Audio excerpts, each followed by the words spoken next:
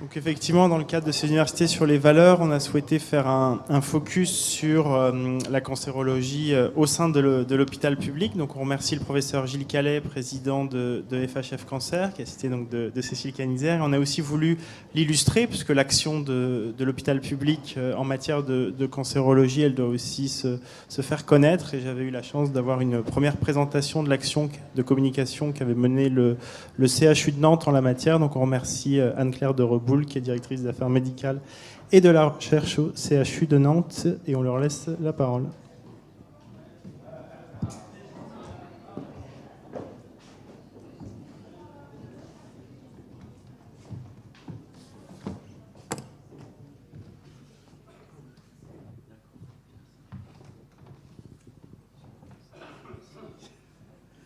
Bien, bonjour à tous.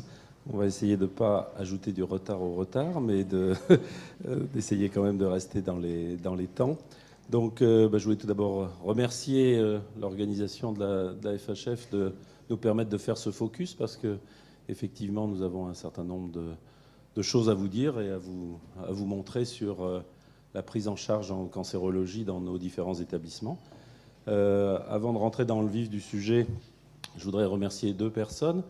Tout d'abord Sandra Gomez, parce que vous allez voir qu'un certain nombre de données émanant des bases nationales du PMSI vont vous être montrées, et c'est grâce à elle que nous avons pu les obtenir. Et remercier aussi Cécile Canizer, avec laquelle j'ai le plaisir de travailler depuis plusieurs mois sur cette présidence de FHF Cancer, et pour tout le travail qu'elle a accompli ces derniers mois. Donc, effectivement, l'hôpital public, acteur majeur de la cancérologie française. Donc, tout d'abord, je vais vous dérouler un certain nombre à la fois de généralités sur la prise en charge des patients dans nos établissements, un certain nombre d'actions et la réflexion qui est la nôtre au sein de FHF Cancer. Et ensuite, Madame de Reboul illustrera par une action très emblématique qui a été menée au sein du CHU de Nantes, de quelle façon est-ce qu'on peut conjuguer ces actions pour qu'elles soient efficientes et pour améliorer à la fois l'image de marque et bien sûr la qualité de la prise en charge. Alors, FHF Cancer, vous savez que c'est sans être trop long, je voulais juste rappeler que c'est une entité qui existe depuis déjà plusieurs années, qu'elle a été présidée avant moi par Norbert Ifra, qui maintenant a pris la présidence de l'INCa, vous le savez tous, et qui en a porté un petit peu la création. Et on s'est donc adossé sur la FHF à partir de ce qui était au départ la Fédération de cancérologie des hôpitaux publics, mais qui a évolué vers FHF Cancer.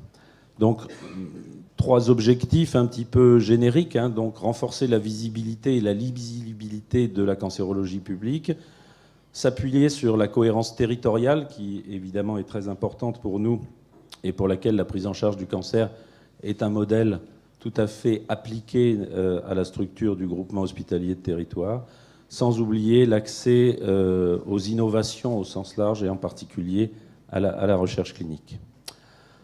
Alors, pour renforcer cette visibilité et cette lisibilité, un certain nombre de choses, et ça va être très bien illustré par nos collègues nantais, mettre à jour, diffuser un certain nombre d'outils, de plaquettes de présentation de ce qu'est FHF Cancer, présenter, comme je vais vous le faire, des données quantifiées sur ce qui se passe dans nos établissements, veiller à la communication auprès de nos tutelles et auprès de nos politiques. Quelque chose auquel je suis très attaché, qui est de valoriser les compétences multidisciplinaires en cancérologie dans les hôpitaux publics. Nous avons la chance dans nos établissements, ou dans la majorité d'entre eux, de pouvoir afficher ce que j'appelle la vraie multidisciplinarité en cancérologie. Vous savez qu'actuellement, avec les thérapeutiques qu'on développe auprès de nos patients, des thérapeutiques parfois complexes, source d'un certain nombre d'effets secondaires majeurs, eh bien, on peut avoir recours à un spécialiste de l'hypertension artérielle dans le traitement, dans la prise en charge des traitements anti-angiogéniques. On peut avoir recours à un spécialiste du diabète quand un patient polypathologique décompense un diabète, eh bien, est porteur d'un cancer, évidemment. Eh bien, ça, ce recours-là, on peut le trouver dans nos établissements. Et puis organiser un certain nombre d'événements médiatiques, de séminaires.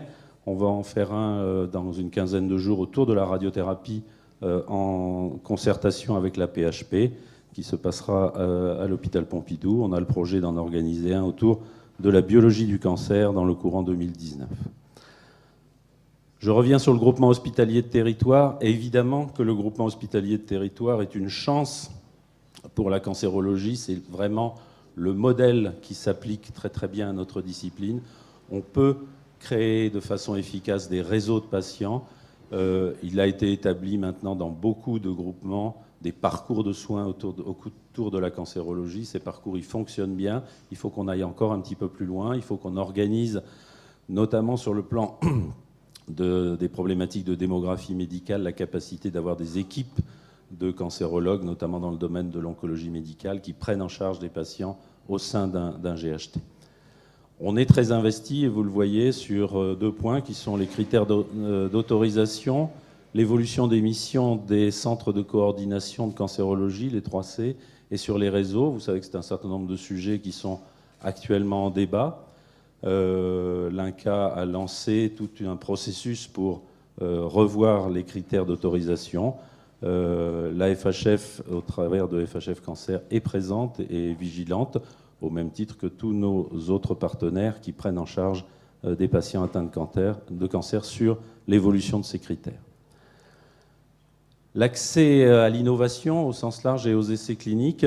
Donc on a un partenariat pour soutenir nos projets FHF Cancer, dont ceux qui sont menés en partenariat avec le CNCR. Et l'année dernière, on avait créé un prix de recherche avec le CNCR. On souhaite évoluer vers un label FHF Cancer qu'on pourra proposer à un certain nombre d'essais thérapeutiques qui seront proposés dans nos établissements. Il faut aussi évidemment qu'on soit vigilant à la dimension européenne et permettre à nos patients, notamment dans les GHT, d'avoir accès à l'innovation thérapeutique. Alors, actuellement, FHF Cancer est un partenaire, je l'ai dit tout à l'heure, de l'État et de ses représentations dans le domaine du cancer. Nous avons 2 sièges au conseil d'administration de l'INCa. Nous participons aux travaux de la Ligue, au groupe de travail de différentes réformes portées par la DGOS, notamment.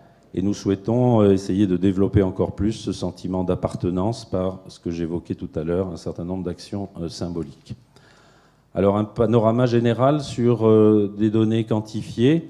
Donc vous voyez, ça c'est des données de l'ensemble des établissements qui montrent simplement l'évolution au sein des hôpitaux publics de la prise en charge des patients. Ne regardez que la colonne de droite où vous voyez que l'évolution de la prise en charge se fait dans le bon sens, puisque environ 4 à 5% des patients, ou quel que soit le critère que vous regardez, a évolué favorablement quantitativement sur la période 2015-2016. Alors, que représente notre file active de patients, si on se compare à l'hospitalisation publique, les centres de lutte contre le cancer, les autres établissements de type PSPH et le secteur privé à but lucratif? Ce sont des données de 2016 qui sortent des bases nationales du PMSI. Si vous regardez le nombre de patients, le nombre de séjours, le nombre de nouveaux patients, quel que soit l'indicateur que vous regardez, vous voyez que l'hospitalisation publique a une part prépondérante et importante dans la prise en charge de ces patients. Quand on regarde les indicateurs de façon un petit peu plus fine, on voit que ça se partage à peu près pour moitié entre les CHU et les centres hospitaliers non universitaires. Donc, ce qui témoigne bien sûr de la richesse aussi et de la diversité de nos établissements. Juste un point, si on regarde, c'est pas forcément totalement significatif, mais on pouvait le pressentir. Les patients que nous prenons en charge dans nos établissements sont globalement un peu plus âgés que ceux qui sont pris en charge dans d'autres types d'établissements. On sait bien qu'en dehors du cancer, c'est aussi la règle dans nos établissements, donc il n'y a pas de raison que ce soit différent. Un point important en termes d'activité. Si vous regardez là sur ce diagramme, l'ensemble des activités réparties selon les types de structures. Vous voyez les proportions respectives entre l'hospitalisation publique, le privé et les CLCC. Donc ça, c'est tout type d'activité confondues. Et vous allez voir par la suite que cette répartition des activités se fait un petit peu différemment suivant le type de prise en charge. Là, deux diagrammes qui recoupent le précédent, puisque sur la partie gauche de la diapositive, vous avez les hospitalisations pour cancer par type de structure. Et là, vous voyez clairement que à chaque fois qu'on a besoin d'avoir recours à une hospitalisation conventionnelle, eh bien, ce type d'hospitalisation se pratique de façon importante dans nos établissements, et en tout cas de façon plus importante que dans d'autres types d'établissements. Et quand vous regardez l'autre partie du camembert, celui qui est sur la partie droite pour moi de la diapositive, où vous avez là non plus les hospitalisations mais les séances, avec la réserve près qu'un certain nombre de séances de radiothérapie ne sont pas comptabilisées là-dedans, notamment celles du secteur privé, parce que vous savez comme moi que le secteur privé, pour un certain nombre d'activités de radiothérapie, fonctionne encore en cabinet de radiothérapie et ne sont donc pas éligibles, si j'ose dire, au PMSI. Mais vous voyez que nous avons proportionnellement en tout cas, et notamment par rapport à nos partenaires des CLCC, en tout cas une proportion d'activité en séance qui est moins importante que dans d'autres types de structures. De la même façon, quand on regarde, c'est un petit peu une façon un petit peu différente, mais assez similaire quand même de regarder les choses. Quand vous regardez ce qui se passe en termes d'hospitalisation pour une activité chirurgicale, hospitalisation pour une activité médicale ou les séances, dans les séances, on inclut les séances de radiothérapie et les séances dites de chimiothérapie en hôpital de jour, eh bien vous voyez que dans chacun des types d'établissements, les proportions ne sont pas les mêmes. En particulier, dans l'hospitalisation privée, le recours à l'hospitalisation pour un acte chirurgical est prépondérant dans leur type de séjour par rapport à ce que nous observons sur la partie droite des colonnes ou au niveau des CLCC, où là, par exemple, au niveau des CLCC, la participation dans les séjours en termes de séances représente largement plus de 80% de l'activité. Si vous regardez de la même façon le type de prise en charge des patients par catégorie, séance, hors séance et mixte, là aussi c'est assez instructif comme représentation, parce que vous voyez que dans les établissements privés, dans les PSPH et au niveau du public, finalement, on a un gros recours à l'hospitalisation et on a assez peu de prise en charge de patients pour une prise en charge mixte, c'est-à-dire qu'on pourrait appeler aussi globale, incluant hospitalisation et séance. Alors, et c'est logique du fait des structures, les CLCC disposant globalement des plateaux chirurgicaux, des plateaux médicaux et des plateaux de radiothérapie, peuvent assurer sur un même site la prise en charge globale et ont donc plus que nous des prises en charge qui apparaissent en jaune sur la diapositive mixte. Et enfin, si on regarde là aussi selon le type de séjour, hospitalisation hors séance ou séance, eh bien vous voyez de la même façon que la proportion en fonction des types d'établissements, notamment en ce qui concerne l'hospitalisation chirurgicale, est différente entre le secteur privé qui a de façon prépondérante une activité chirurgicale par rapport aux autres types d'activités. La répartition par âge a moins d'intérêt. Et enfin, pour terminer sur ces données un petit peu générales, on voit que ce qui est important aussi, c'est que notre attractivité, qu'on peut regarder au travers de l'origine des patients qui viennent se faire traiter dans nos différents établissements, eh bien finalement, quel que soit le type d'établissement, elle est assez similaire. Hein, c'est-à-dire que Ça n'est pas surprenant, nous avons majoritairement dans chacun de nos établissements des patients qui sont originaires de la région de l'établissement et de quelques proportions assez marginales de patients qui viennent hors région. Cette proportion, elle est peut-être un petit peu plus importante, cette attractivité, elle est peut-être un petit peu plus importante au niveau des CLCC qu'elle ne l'est dans les établissements publics. Il y a aussi le nombre plus important de nos établissements qui jouent. Donc, en résumé sur ces données, donc, l'activité de prise en charge des patients dans les hôpitaux publics, eh bien, elle est très importante, vous avez pu le voir, à la fois dans les CHU et dans les centres hospitaliers.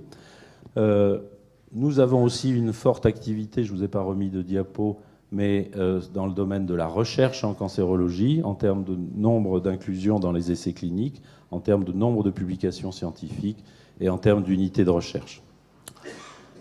Cette cancérologie publique, elle assure aussi, pas à elle seule, puisque nos collègues des CLCC le font aussi, les actions de formation, d'encadrement universitaire, mais la majorité des enseignants de cancérologie sont actuellement en poste dans des hôpitaux universitaires. Un point important, la cancérologie publique, elle est très impliquée dans ce qu'on a appelé la création des nouveaux métiers. Alors, il n'y a pas que nous, hein, mais de l'infirmière clinicienne des plans cancer jusqu'à l'infirmière de pratique avancée qui vient de se mettre en place et dont on sait que l'oncologie va être un des domaines majeurs où on attend un rôle très important de ces infirmières de pratique avancée. Dans un certain nombre d'établissements, peut-être majoritairement les CHU, elle assure cette mission d'activité de recours au titre de cancer rare, au titre de prise en charge complexe et de centre de référence. Alors nos enjeux, eh bien, c'est conforter cette position en termes de leader, en termes d'activité. La cancérologie publique, elle est compétente, elle est performante. Il faut en valoriser son image, hein, en s'appuyant sur un certain nombre de réalisations. Il faut qu'on arrive à instaurer au sein de nos établissements une culture commune, hein, c'est-à-dire ce que j'appelle aussi assez souvent un sentiment d'appartenance, que d'autres ont su faire mieux que nous. Il faut qu'on renforce nos liens avec nos partenaires. Il faut qu'on adopte cette stratégie régionale qui est excessivement importante avec les partenaires pour lesquels on va avoir vraiment une qualité de prise en charge des patients, quels que soient les partenaires avec lesquels on doit pouvoir s'associer. Et pour tout ça, eh bien, il faut s'appuyer pour ces démarches sur des actions de communication et de marketing. Et c'est dans cette perspective que je vais donner maintenant la parole à Madame de Reboul, qui va nous présenter donc l'expérience du CHU de Nantes. Et puis ensuite, nous serons tous les deux à votre disposition pour répondre à vos questions. Merci, monsieur le professeur.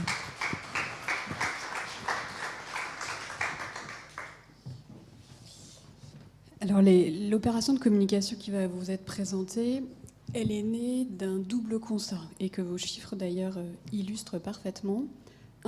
Une absence totale de stratégie collective cancer au CHU Nantes. Donc une somme d'individualités et de projets extrêmement intéressants les uns, chacun individuellement, mais sans lien les uns avec les autres et sans à un moment donné échange autour d'une table pour se dire la stratégie du CHU en matière de cancer, c'est quoi ?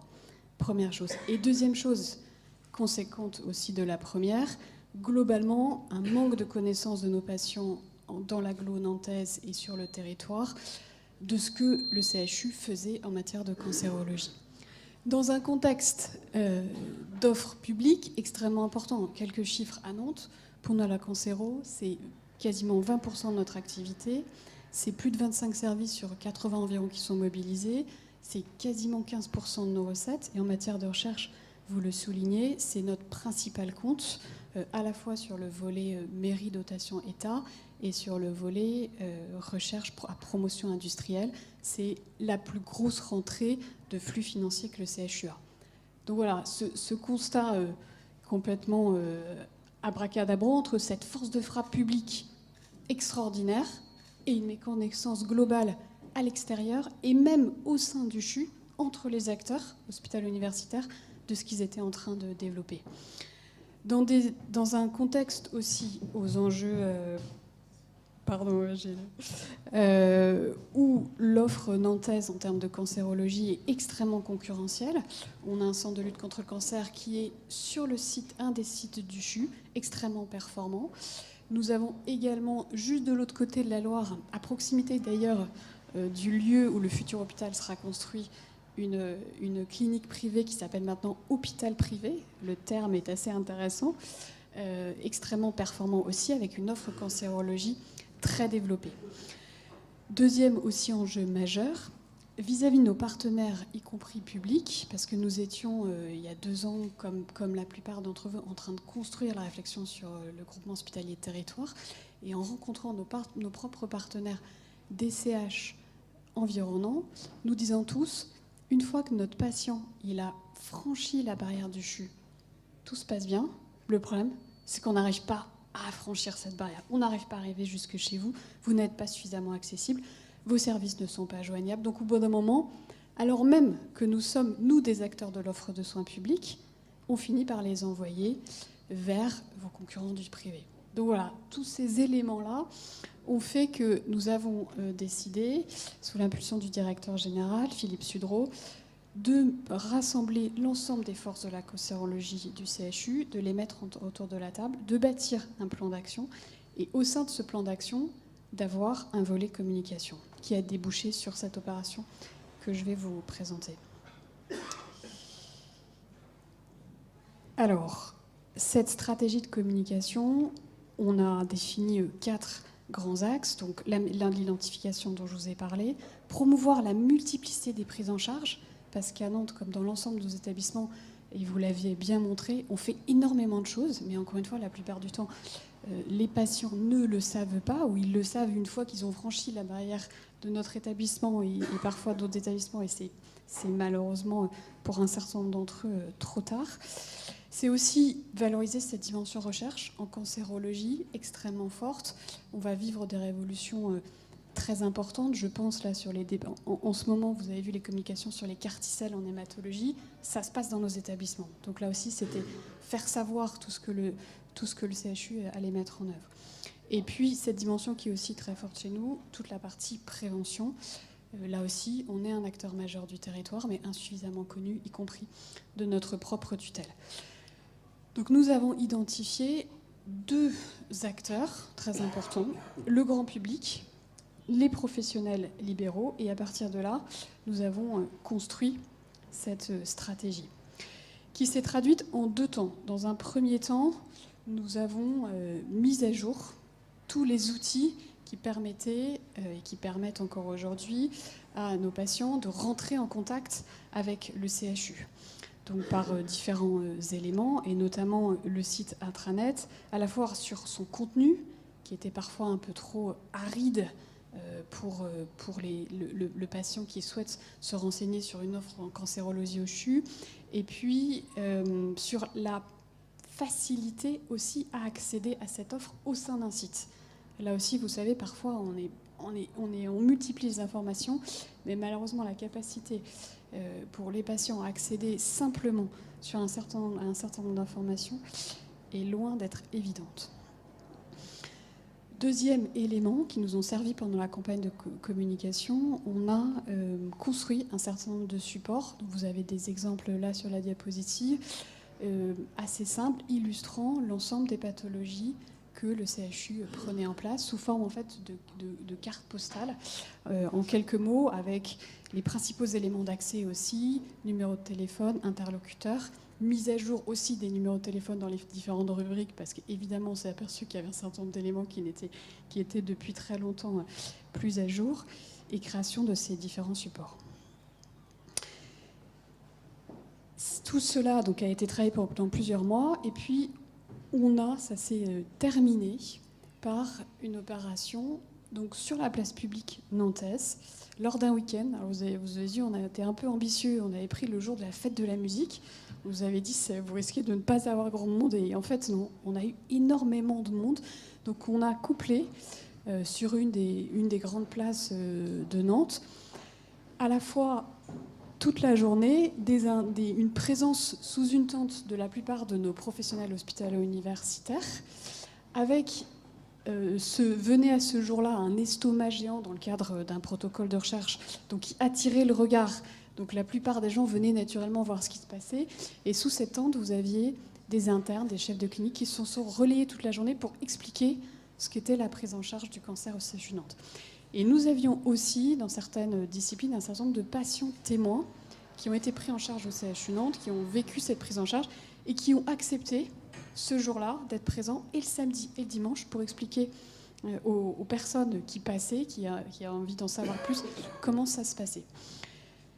En plus de cet espace-là, nous avions juste à côté donc, loué l'espace de discussion, de forum à la FNAC. Et tout au long de la journée, il y a eu également des topos, nos hospitalo universitaires, d'une dizaine de minutes sur certaines pathologies, son contenu, comment on les traite aujourd'hui, quelles sont les évolutions à venir, comment le CHU là-dedans s'inscrit et va y répondre. Donc voilà, vous avez le flyer qui a été construit les 18 et 19 juin 2016, ce jour-là en partenariat avec l'université, l'INSERM, parce qu'on a ciblé sur la recherche, l'ICO bien sûr, et le Cancéropole.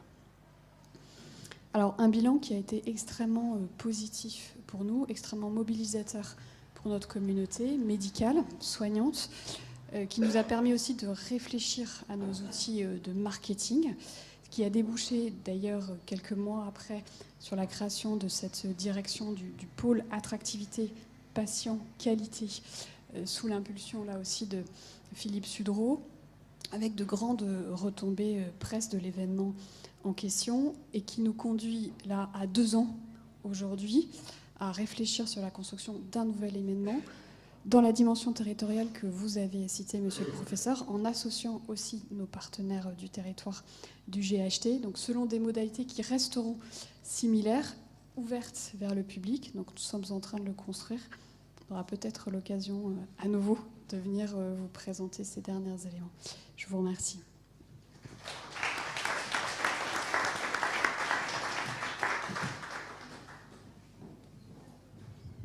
On va prendre quelques questions. Déjà, vous remercier à nouveau. C'était que c'était... Merci. Donc je fais juste une petite pub pour le séminaire de radiothérapie. Ça doit être une slide après, peut-être encore après. En celle d'avant alors. Voilà, il y a encore des places disponibles. C'est des inscriptions gratuites. C'est dans 15 jours. C'est un programme qui n'est pas un programme médical au sens scientifiquement du terme, mais qui est très ouvert sur les enjeux de la discipline, etc. Et on aura le projet de faire un séminaire du même type sur la biologie du cancer, qui est un des enjeux majeurs des années à venir aussi. Merci. Merci beaucoup.